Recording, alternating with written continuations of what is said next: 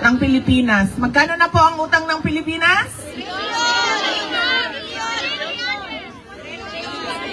16 trillion. Yes, 16 trillion ang utang ng Pilipinas.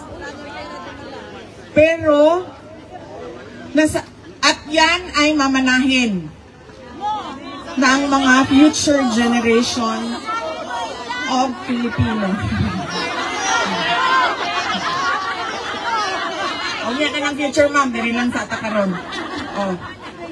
Pero, bakit hindi natin nakikita? Mag-utang, ganito, example ha.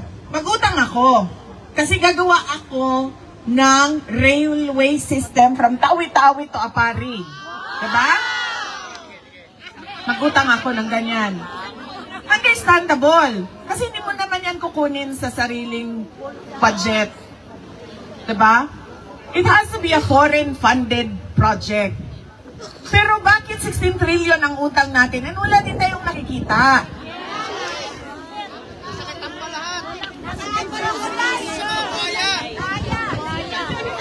Nasaan ang inutang? Kasi dapat pag nag-utang ka, may nakikita ka.